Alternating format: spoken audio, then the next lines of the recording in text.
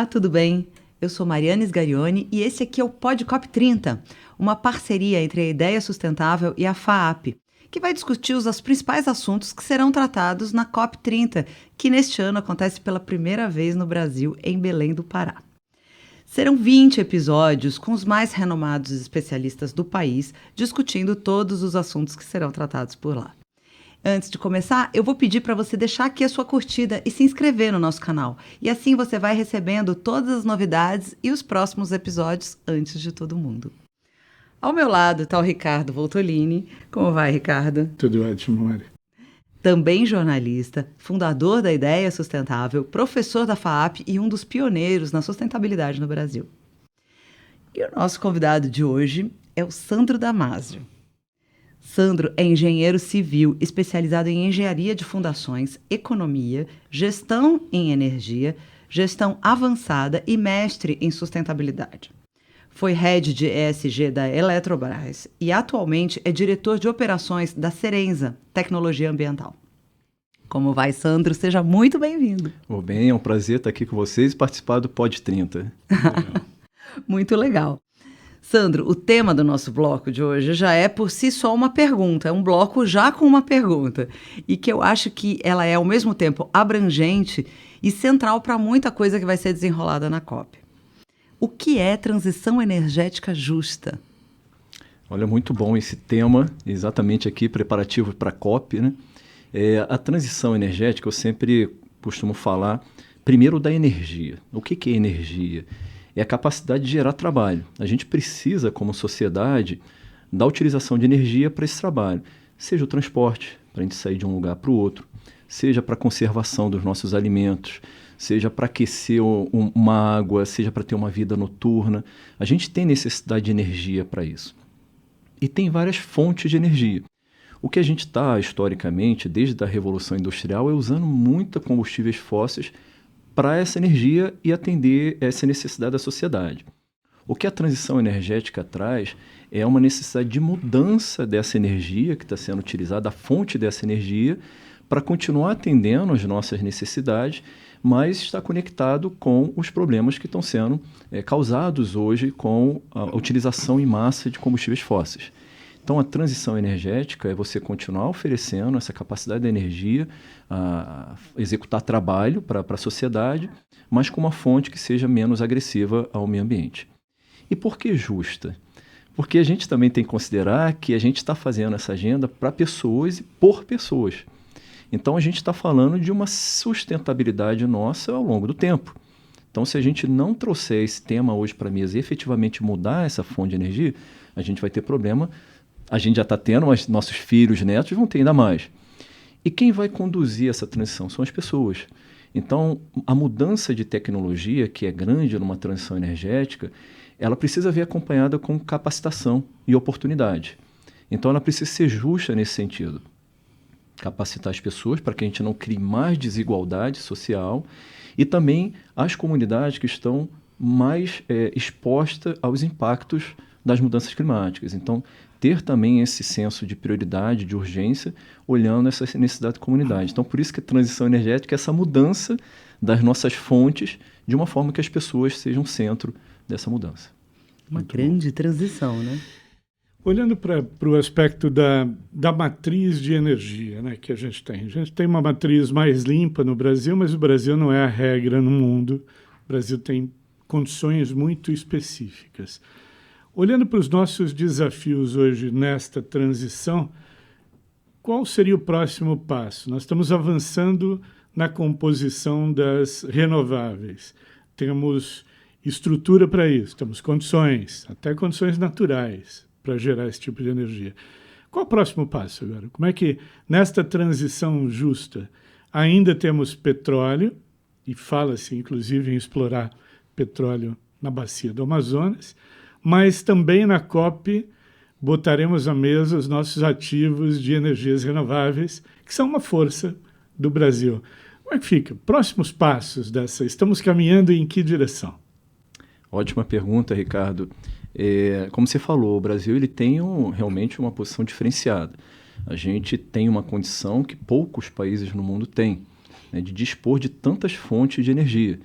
Então, como a gente sabe, o Brasil tem rios caudalosos, um número enorme de rios, e esses rios trazem em si também o potencial hidráulico que o Brasil vem aproveitando para a geração de usina por meio de hidrelétrica, de energia por meio de hidrelétricas. A gente tem incidência solar tropical, então também tem muito potencial solar. E isso traz também diferenças de pressão que causam ventos propícios para a geração eólica. E além de fontes que a gente tem, por exemplo, como o urânio, que tem energia nuclear no Brasil e outras fontes. Então, a gente tem uma diversidade que nos permite fazer escolhas. Claro. E é muito bom poder fazer escolhas. O Brasil consegue fazer suas escolhas. E também tem o petróleo, que, sem dúvida, é um energético super versátil, utilizado largamente pelo mundo e ele tem toda a sua capacidade de transformação. Então, a gente não pode fechar os olhos para uma fonte tão potente como o petróleo. Ocorre que, nesse momento que a gente está refletindo sobre fonte, a gente tem que, ao mesmo tempo que diversifica essa fonte e faz escolhas, a gente também tem que trabalhar a demanda. Sim. Então, a demanda por combustíveis fósseis, ela tem que ser um ponto que a gente precisa refletir com o país. Como que a gente consegue, ao longo do tempo, diminuir essa demanda para que a gente possa usar outras fontes. Então, no caso da energia, por esse diferencial que o Brasil tem, a eletrificação é um caminho muito interessante. Sim.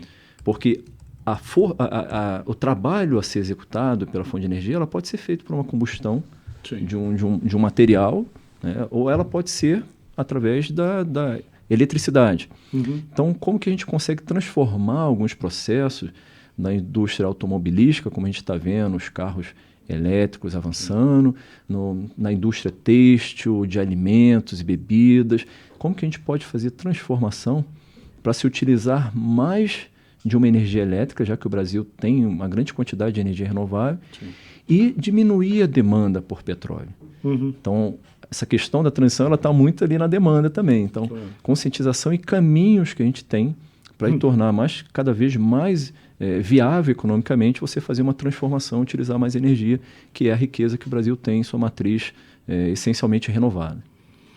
Eu acho que na COP a gente vai falar muito disso e eu imagino que a gente tem experiências muito interessantes para trocar com os países da Europa, por exemplo, né? Na Europa a gente tem uma energia de matriz mais suja, entre aspas, né?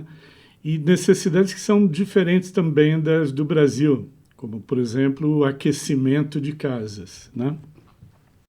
Ao mesmo tempo, do Brasil, a gente tem uma outra realidade, que é um país de dimensão continental e uma energia que precisa ser transmitida e chegar a cada uma das pessoas.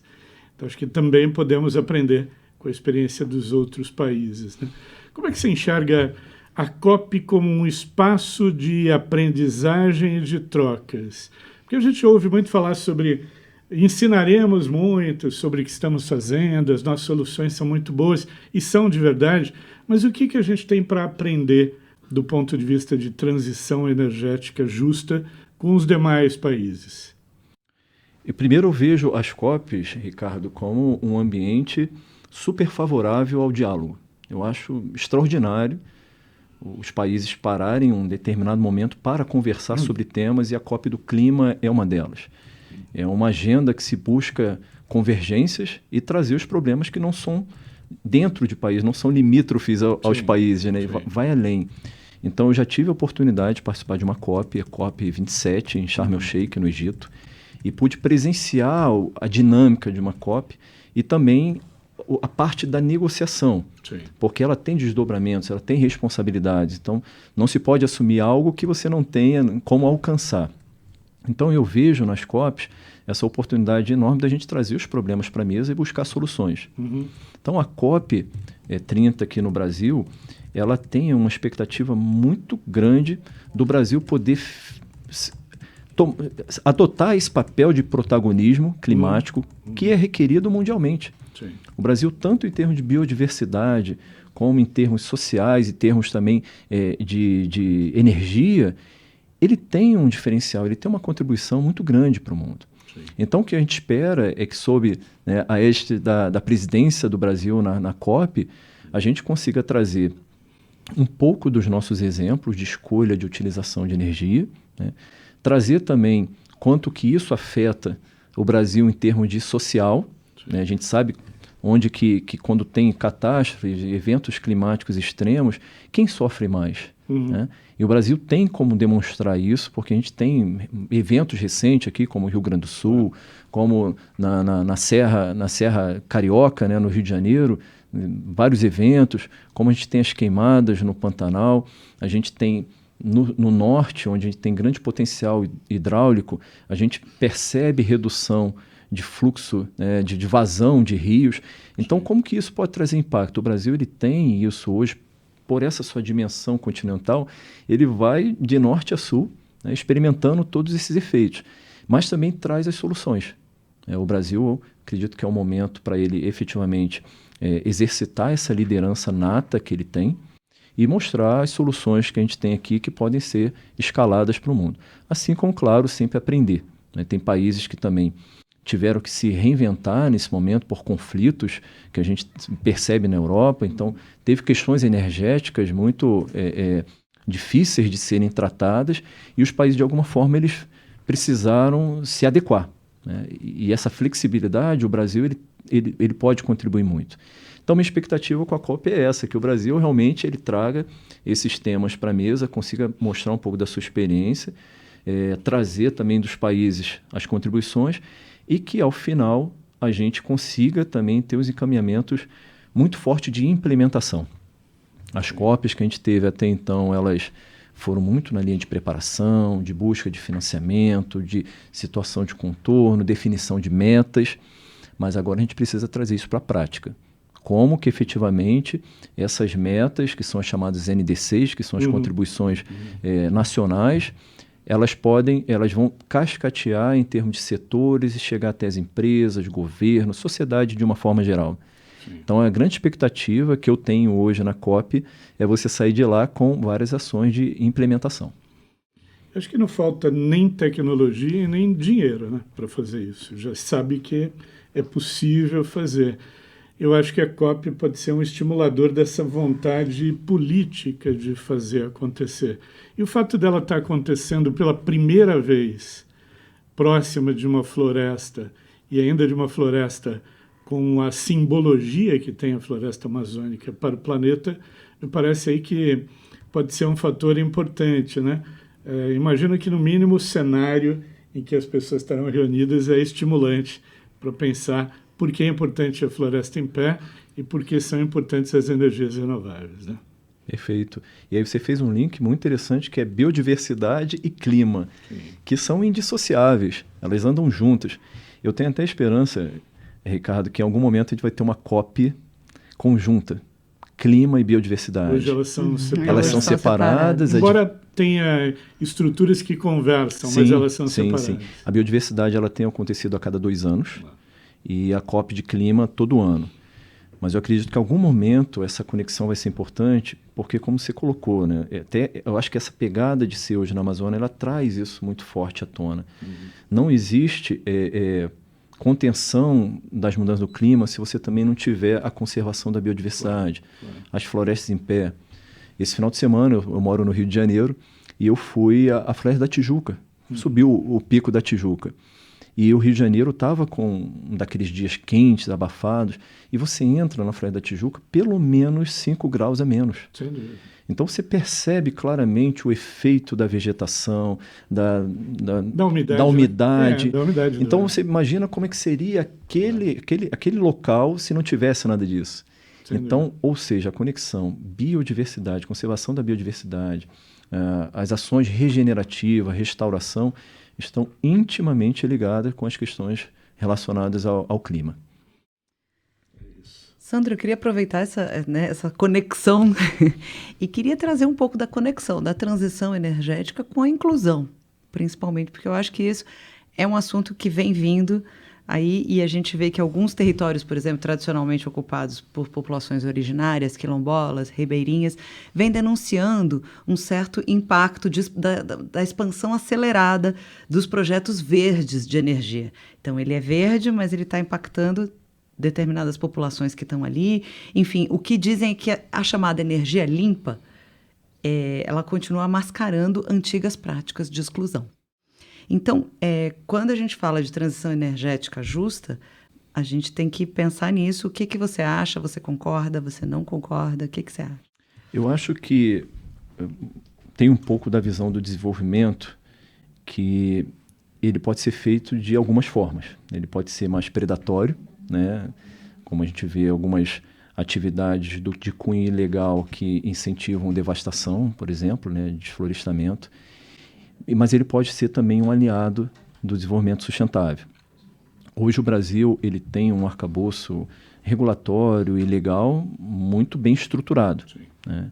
A gente desde a década de 80 vem trabalhando as leis ambientais e elas são muito bem estruturadas para alimentar esse desenvolvimento, reduzindo os impactos que ele efetivamente gera. Mas é claro que a gente vê pressões, né? E eu acho que a sociedade tem várias necessidades e essas necessidades elas precisam de alguma forma serem equalizadas. Então, eu entendo que essa transição energética ela traz um elemento aqui importante em termos de economicidade, porque você precisa de soluções que se sustentem. Sim. E é um dos grandes desafios, né, Ricardo, manter a floresta em pé.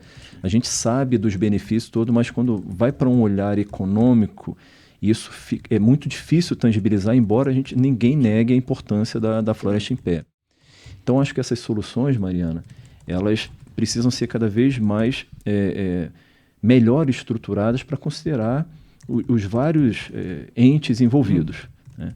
As comunidades tradicionais, quilombolas, originárias, elas têm esse registro, e isso é fato, de que tem grande nível de conservação, principalmente as indígenas, grande nível de conservação naquelas terras que estão demarcadas e protegidas, né? E são bem responsáveis pela manutenção da floresta em pé. Mas, ao mesmo tempo, elas também têm suas necessidades. Eu tive a oportunidade, durante a minha trajetória, de ter algum diálogo com populações de origem indígena e percebe que eles também querem desenvolvimento, eles querem acesso à energia elétrica, eles querem que os filhos tenham conhecimento, que entrem numa faculdade, sem perder sua raiz cultural. Uhum. Mas esses empreendimentos eles precisam considerar também as necessidades dessa população. Então, o Brasil ele está batalhando uma forma de tangibilizar também essas necessidades e ter sustentação econômica. Não é simples porque são muitos entes, né, federativos que a gente tem, estaduais e municipais, e isso requer uma necessidade enorme de orquestração para que isso flua. Mas, de fato, a gente precisa encontrar equações, e aí eu estou falando aqui, parece equações impossíveis, mas equações impossíveis podem ser resolvidas. Claro. Então, são esses pontos que precisam ser levados nessa transição energética para que todas essas variáveis sejam consideráveis. Interessante hoje falar do mercado de carbono brasileiro que está avançando, e ele trouxe um ponto bem interessante, que é incluir as populações, né, tradicionais, originárias, usufruindo dos benefícios de um mercado de carbono. Sim. Principalmente pelo que a gente falou aqui, da grande contribuição que tem pela floresta em pé. Então, como que se chega às equações para que essa população, essa comunidade, elas também tenham benefícios associados a esse trabalho que eles prestam para a sociedade de uma forma geral? Muito bom. Vamos falar um pouquinho sobre joias da rainha. Quando a gente botar na mesa as principais pérolas para discutir, tem a impressão que eólica e solar, a discussão já está bastante avançada no mundo e o Brasil, evidentemente, é uma referência. As joias podem ser o SAF, o biocombustível nosso de segunda geração, o hidrogênio verde. Quais são as joias da rainha? O que vai chamar mais atenção ou que tem o maior potencial, do seu ponto de vista, para escalar economicamente? Eu acho que não vai ter uma bala de prata, né? Acho que isso aí já ficou claro para todo mundo. Não tem um ponto ali que vai resolver todos os problemas. Eu acho que realmente é o equilíbrio de vários fatores, como alguns você colocou, em termos de fonte de energia. Você está correto, a gente tem hoje explorado bastante a parte, né, de energia eólica, solar. Eu acho que o Programa Nacional de Incentivos a Fontes Alternativas, que foi o PROINFA, ele ajudou muito nisso, Sem né? dúvida. Fazendo contratos de longo prazo com valores que ajudaram a desenvolver a indústria de base de algumas tecnologias. Sim. Então, acho que sempre vai ser necessário a atuação de políticas públicas para fortalecer alguns desses caminhos. A iniciativa privada, que busca, evidentemente, retorno dos seus investimentos. Então, acho que tem oportunidades enormes em termos de energia e isso atrai investimentos. Quanto a algumas fontes alternativas, o Brasil tem um potencial enorme do biocombustível, Sim. né, e a gente está vendo cada vez crescendo mais. Nossa agricultura, nossa biodiversidade, de uma forma geral, traz esse potencial. Então, acho que esse é o caminho. Mas eu acho que de energia também tem um ponto, que se eu for falar hoje, joia que a gente tem, seria a grande capacidade que a gente tem de movimentar essa energia que a gente gera. A gente tem hoje, por exemplo, uma energia por fonte renovável no norte do país que ela pode ser consumida no Rio Grande do Sul, por meio das linhas de transmissão. Então, o investimento que o Brasil fez ao longo do tempo, hoje o Brasil ele tem uma quantidade de linhas de transmissão, só a Eletrobras, que é a empresa que eu trabalhei anteriormente, era mais de 70 mil quilômetros de transmissão, só a Eletrobras. A volta da Terra é em torno de 40 mil quilômetros. Então, só a Eletrobras ela tinha quase 2 vezes, né, a volta na Terra de linhas de transmissão. E ainda tivemos problemas, né, com transmissão. Ainda temos, porque ainda tem investimentos a ser feitos. Por isso que eu diria que a joia, se eu for elencar aqui hoje, seria a gente continuar investindo nessas conexões na transmissão, que isso aumenta o alcance das fontes renováveis, reduz a instabilidade do sistema, porque muitas vezes você tem linhas redundantes. Então, quando você tem problema com uma que pode acontecer, linha de transmissão são grandes obras lineares que estão expostas a todo tipo de intempéries. Né? E quando sai uma linha dessa de transmissão, o sistema precisa se recompor para aquela localidade não ficar desprovida de energia elétrica. Então, a quantidade de linha de transmissão que a gente tem hoje já permite para vários centros consumidores essa alternativa de você manobrar e poder reconstituir. Então, eu diria que investimento, e o Brasil tem feito isso, tem feito leilões de transmissão nos últimos anos, vai fazer mais esse ano. E também um ponto que hoje está sendo bastante estudado, que é o armazenamento. Sim. O armazenamento de energia, que também pode ser um ponto importante para trazer mais estabilidade ao sistema. A gente viu o que aconteceu recentemente na Espanha, Portugal, teve um blackout, e as causas que apontaram logo de início foi que tinha uma alta intermitência, uma alta dependência de energias renováveis que tem grande intermitência. Então, o Brasil hoje ele tem uma característica bem diferente, porque a gente tem um sistema híbrido. A gente tem as hidrelétricas que ela tem uma capacidade enorme de regularizar esse fornecimento de energia. Então, a gente tem um sistema hoje muito mais robusto do que aquela exposição que a gente viu na Europa. Sim. E isso, para mim, é de a gente ter essa diversidade de fontes, essa conexão, que é super importante, e os investimentos que eles vêm continuando a acontecer. Então, acho que, juntando isso aí, a linha de transmissão acho que tem um papel fundamental. Eu acho que sim. E acho que o que espanta um pouco quem não conhece o Brasil e surpreende muito é o fato de que aqui a gente tem um potencial de bioproduto, né? O produto que vem da natureza, a biomassa, que é muito mais rico do que qualquer outro lugar do mundo, né? Enquanto na maior parte do mundo as pessoas exploram biocombustível a partir da cana, a gente pode explorar de um fruto como a macaúba na Sim. Bahia. Então, é de uma riqueza absoluta, né? Exato. E agora está se discutindo muito os nossos minerais nas terras raras, que está na moda todo mundo falar sobre terras raras. São minerais, elementos, né, que temos com alguma abundância e que são estratégicos para diversos setores da energia, inclusive de energia renovável, inclusive de armazenamento que você estava falando agora, né? Você vê isso também? Sim, também com alguma joia da rainha? O que você trouxe, acho que a grande joia que o Brasil tem é essa diversidade. O Brasil, ele tem, né, voltando ao que a gente até falou assim, da riqueza, tem uma quantidade enorme de alternativas. Eu acho que o que a gente precisa colocar na mesa é o que vai acontecer agora na COP, de trazer os problemas para a mesa e buscar soluções conjuntas. O Brasil ele tem uma necessidade enorme de ser pensado mais como Estado, né, com um olhar de futuro, quais escolhas que vamos fazer. Sim. Porque nós temos alternativa. Se olhar outros países que, por exemplo, não têm, são insulares, não tem, né, a questão hídrica é diferenciada, ou não tem o minério, eles são muito mais limitados e vão ter que utilizar aquilo que tem, né, ou importar. Sim. O Brasil consegue fazer escolhas pela grande diversidade. Você está certíssima, Maria. Essa diversidade também mineral que a gente tem, ela é enorme. E agora a gente vê uma demanda de energia que ela tende a crescer consideravelmente com a grande necessidade de processamento de dados. Sem dúvida. A gente tem inteligência artificial que está sendo Demanda mais largamente utilizada e já vi projeções que a tendência é crescimento exponencial.